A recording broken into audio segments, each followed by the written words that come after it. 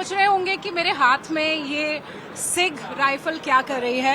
ये मौका है एरो इंडिया का, जब हर कोई चाहता है नजदीक से उन हथियारों को देखें जिनको लेकर हमारे सैनिक सरहद पर देश की रक्षा करते हैं। और ये तमाम वो राइफल्स हैं जो भारतीय सेना इस्तेमाल करती है।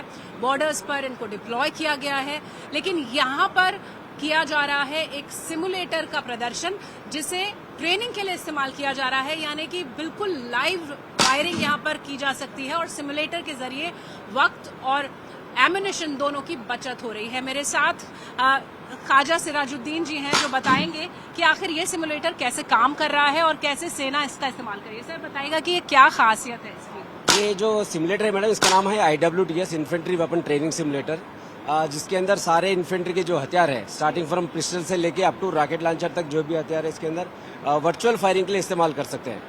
जो कि हमने एक्चुअल अभी जो जैसे कि अग्निवीर आ रहे हैं उनके लिए समय ट्रेनिंग का बहुत ही कम होने के कारण हम लोग ये सिस्टम सप्लाई कर रहे हैं, ताकि उनको जो भी नए आ रहे हैं हथियार को किस प्रकार से होल्ड किया जाता है, किस प्रकार से एम करना है, वो वाला बेसिक प्रैक्टिस सब कुछ यहाँ पर उन्हें मिलता है, ताकि उनको जब एक्चुअल वेपन जब दिया जाता है तो वो अपना फायरिंग का स्टैंडर्ड बहुत। तो जितने भी हथियार इस्तेमाल किए जा रहे हैं, आप इसको थोड़ा दिखाइएगा, जितने भी हथियार सेना द्वारा इस्तेमाल किए जा रहे हैं, क्या सब कुछ यहाँ पर इस्तेमाल हो सकता है? यस, जैसे कि इन्फेंट्री के अंदर जो भी हथियार है, AK-47, AK-103 और AK-203 और सिग वेपन है, उसे हम इस प्रकार से उनको एमिंग करने का तरीका और फायर करने का सारा तरीका इसके अंदर हमने दिखा सकते हैं। जैसे कि इसके अंदर जो रिकाइल भी है, तो एक्चुअल वेपन में जब फायर करते हैं तो आपको रिकाइल मिलता है, उसी प्रकार से इसके अंदर गैस भरा गया है, जिससे उनको फायरर को रिकाइल का इफेक्ट मिलेगा, ताकि उन्हें देखने का और किस प्रकार बिल्कुल असली जब फायरिंग होती है असली जैसा फायर करते हैं उसी का प्रैक्टिस यहाँ पर वर्चुअली आपको दिया जाता है, ताकि जब वो एक्चुअल वेपन लेके जब ग्राउंड में जाते हैं उनके लिए काफी फायदेमंद होता है।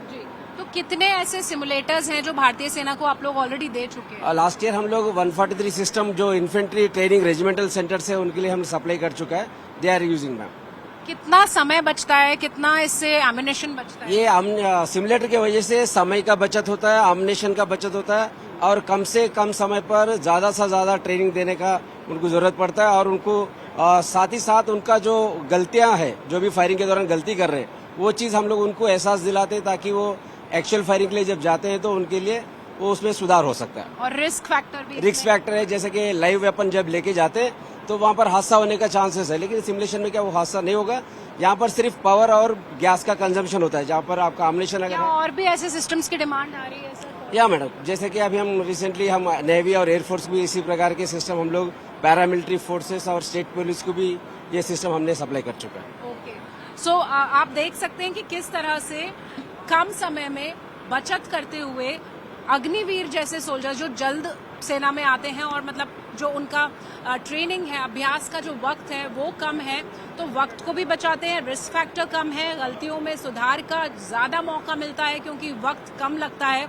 तो इस तरह के जो सिमुलेटर्स हैं वो यहाँ पर बेहद कारगर साबित हो रहे हैं, और वो सभी हथियार जो भारतीय सेना इस्तेमाल करती है उन सब का यहाँ पर अभ्यास कराया जा सकता है। और अब भारतीय सेना के साथ साथ भारतीय नौसेना और भारतीय वायुसेना भी इन तरह के जो सिमुलेटर्स हैं उनकी तरफ देख रही है। कैमरा पर्सन प्रदीप गुप्ता के साथ शिवानी शर्मा, बेंगलुरु आज तक।